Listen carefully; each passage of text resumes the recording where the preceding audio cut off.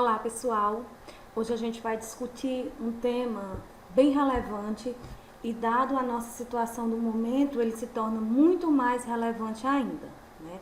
A gente vai discutir um pouco, iniciar a discussão de hoje sobre a atuação do psicólogo nas situações de emergência e de desastre.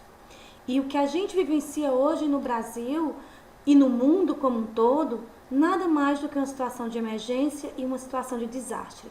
E que cobra da gente, enquanto profissional de psicologia, uma atuação que possa acolher esses sujeitos que estão sofrendo, esses sujeitos que tal vivência, tal situação de crise abala o sujeito emocionalmente.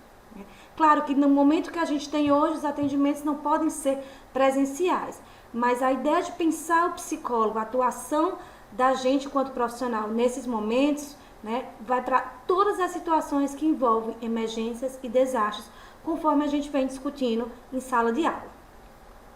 Então, quando a gente pensa na atuação do psicólogo nesse momento, né, a gente tem que pensar que é um psicólogo que deve ter uma formação específica para lidar com esses aspectos. Tanto com os aspectos preventivos, curativos e pós-traumáticos dos momentos do comportamento humano, que vai estar envolvido direta ou indiretamente na situação de emergência. Então, não é todo mundo, isso não é demérito nenhum, eu, enquanto profissional, olhar para mim e dizer assim, eu não consigo atender uma situação de emergência após um acidente de avião. Eu não consigo atender uma família logo após um dos filhos terem tentado suicídio. Eu não consigo atender um médico hoje que está num estresse imenso por conta desses atendimentos emergenciais do coronavírus. Isso é ético. A partir do momento que eu consigo assumir que eu não tenho essa condição, eu não vou lá oferecer trabalhos que não são adequados e que não são éticos. Então, a primeira coisa, eu tenho que ter uma formação para esse tipo de atendimento e um trabalho pessoal também para poder suportar situações que mexem muito com a gente. Então, o que é que cabe a gente nesse momento? De uma maneira bem geral. Primeiro, contextualizar os sentimentos individuais e coletivos, né? Levando em conta essa reconstrução dessa identidade dos envolvidos, ou seja, um exemplo que eu sempre dou a vocês é a questão da transposição do Rio São Francisco, que várias famílias estão saindo dos seus locais e reconstruindo em outros lugares. Eu preciso reconstruir junto com eles essa identidade deles, né? E tentar promover uma assistência para que consiga manter ao máximo a homeostase emocional desses sujeitos. É imprescindível que a gente revise os nossos próprios conceitos, né? Os nossos preconceitos, a forma que a gente lida diante de situações limites, para que eu possa poder ter uma atuação efetiva, né? Pensar em quais são as ações que a psicologia pode para colaborar na redução desse desastre, ou se o desastre aconteceu, o que a gente pode pensar para prevenir sequelas maiores nesse momento. Então, é nosso papel. Então, atrelado a isso, a gente vai trabalhar junto com o pessoal da Unidade Básica de Saúde, com o pessoal dos CRAS, das escolas, com as comunidades, trabalhando com essa população, tentando estabelecer um vínculo com ela, para caso venha acontecer algum evento adverso, haja já um trabalho mais prioritário com esses sujeitos e se já entenda, conheça mais essa comunidade. Porque caso assole alguma situação de emergência, a gente já tem um trabalho educativo e preventivo já sendo instalado. Todo trabalho com urgência e emergência, ele exige uma grande quantidade de teorias e habilidades. Quando eu estou trabalhando com urgência e emergência, eu trabalho dentro da psicoterapia focal, eu trabalho dentro de uma questão de plantão psicológico, eu trabalho comunitário, eu trabalho em grupos, eu trabalho individuais. Então, eu tenho um leque de habilidades que, como psicólogo, eu preciso desenvolver. E mais do que tudo, entender que eu estou trabalhando ali no limite entre a vida e a morte. A morte real e muitas vezes mortes simbólicas, né?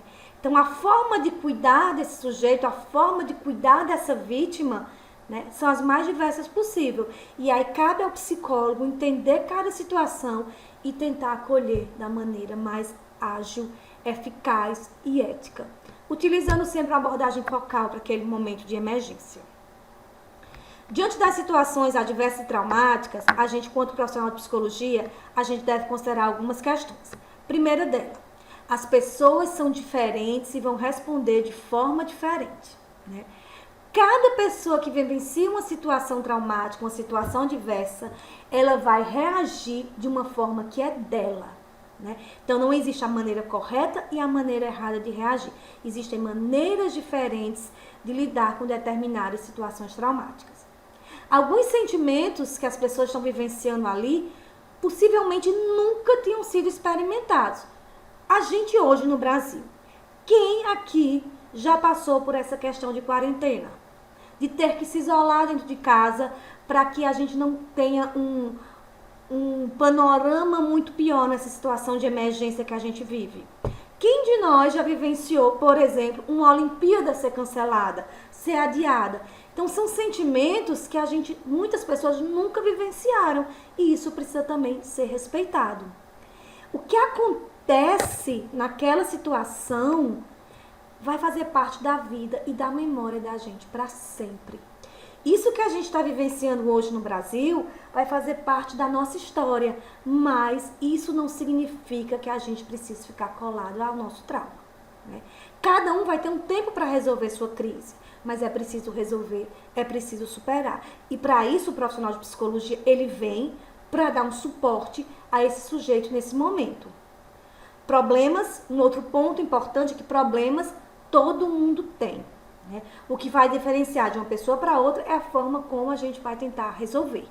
Né? Algumas pessoas vão negar a princípio a existência e outras vão enfrentar. Né? Então é a forma como cada um vai lidar diante dessa situação traumática. E é isso importante para que a gente possa pensar nas intervenções. O que fazer e o que não fazer nesses primeiros auxílios psicológicos? Claro que isso que eu vou falar para vocês aqui não é uma receita de bolo. Tá? São passos que os protocolos e os manuais internacionais eles trazem como o que a gente pode, o que deve e o que não deve fazer nesses primeiros auxílios psicológicos. Mas não é uma regra de bolo, porque cada situação traz sujeitos diferentes e sujeitos que vão estar reagindo de forma diferente àquela situação traumática. Primeiro, contato que a gente mantém com esse sujeito. O que a gente tem que fazer? Escutar de maneira cuidadosa sobre os sentimentos e fatos daquele sujeito. Expressar uma aceitação. Né? Então, nesse momento, a gente está ali para uma escuta, para aceitar, para compreender, para ser empático com esse sujeito. O que a gente não vai fazer nesse momento é contar a nossa própria história, é ignorar sentimentos, é julgar, é impor o que é correto e o que não é correto.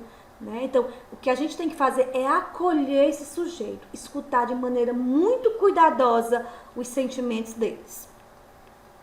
Dimensão do problema. Quando a gente senta com problema, quando a gente senta com o sujeito, a gente vai conversar com ele colocando perguntas abertas para que ele possa trazer de uma forma mais clara o que está acontecendo com ele, né? Se pegar, o que foi que aconteceu, como que você está se sentindo, a gente faz perguntas mais claras para que ele possa trazer de uma maneira muito dele e com a clareza dele o que é que está acontecendo. Né?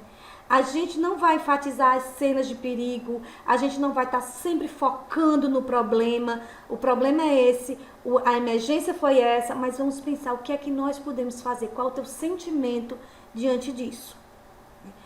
E para a gente poder pensar junto com ele as possíveis soluções para aquilo. Né? Pensar em ideias alternativas, trabalhar de maneira direta com blocos de entendimento, estabelecer prioridades. Ou seja, qual é a prioridade nesse problema? Qual é a prioridade hoje na questão do coronavírus no Brasil?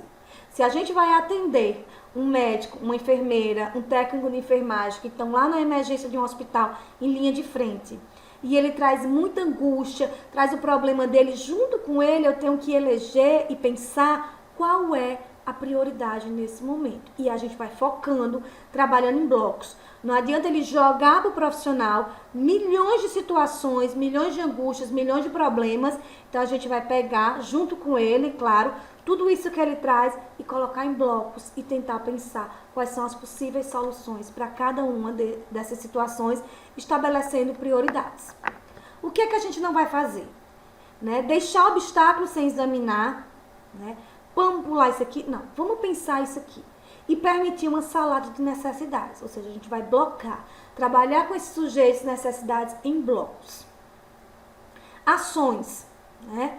Dá um passo de cada vez, né? Se eu preciso ter coragem, se o meu filho tentou suicídio, cometeu suicídio e eu não consigo entrar dentro do quarto dele, eu não consigo olhar no guarda-roupa dele, eu não consigo ver as fotos, não precisa fazer isso de tudo de uma vez. O que a gente pode pensar? O que é mais difícil? Entrar dentro de um quarto, olhar para as roupas. Entra primeiro no quarto. Então, vamos dando um passo de cada vez, estabelecendo metas de curto prazo. A gente não precisa estabelecer metas muito longe, né?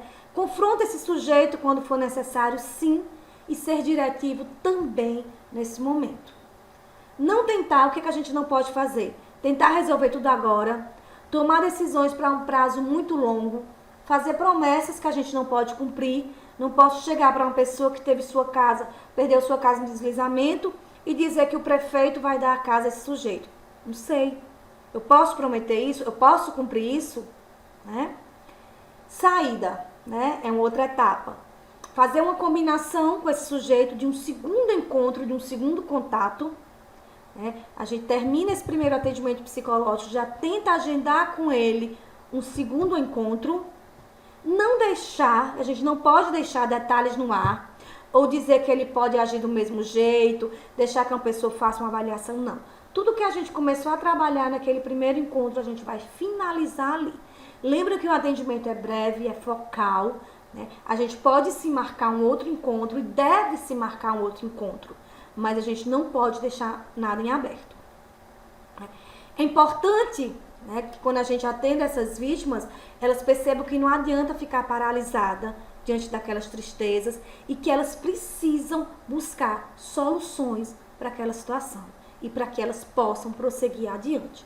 E a gente, quanto profissional de psicologia, está ali para que a gente possa favorecer que elas consigam encontrar possíveis soluções para aquele problema, né?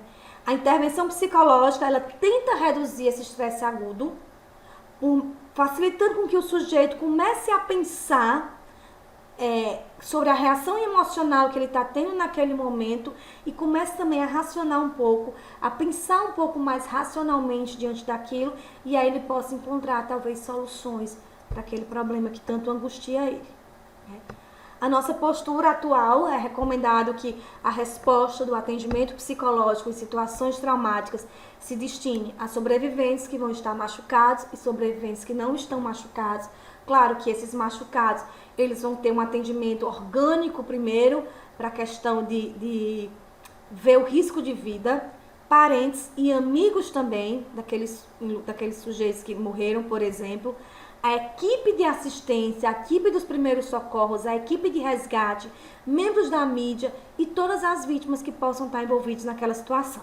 Se a gente for pegar esse tópicozinho e trazer para relacionar com o que a gente está vivendo hoje no Brasil, todo mundo está precisando de atendimento, né? A grande maioria das pessoas. Se você chega numa emergência de um grande hospital hoje, todos precisam de um suporte. Todos precisam de apoio. Nem que seja aquele profissional que vai escutar sem julgar, sem colocar suas angústias também naquele momento. Um espaço para aquele profissional de saúde ser acolhido. O que entra como nosso objetivo, por exemplo? Quando acontece muitos óbitos, por exemplo, é nossa função acompanhar o reconhecimento desses cadáveres, né? E aí, dentro desse acompanhamento de reconhecimento do corpo, né, dar suporte emocional para esses familiares no início do processo de luto. O psicólogo deve estimular a pessoa a restabelecer a capacidade de enfrentamento imediato, a controlar os sentimentos, né, que ele não possa colocar para fora esses sentimentos, mas ele entenda o que está acontecendo com ele e ele possa enfrentar essa crise de uma forma menos complicada e tentar começar a dar sentido e dar continuidade à vida dele, ok? Para a próxima aula a gente vai discutir um pouco o trauma, o pós-trauma e as etapas dos primeiros socorros psicológicos. Um beijo para vocês, leiam os textos que se encontram na plataforma e a gente possa estar discutindo mais sobre isso na próxima aula. Beijo!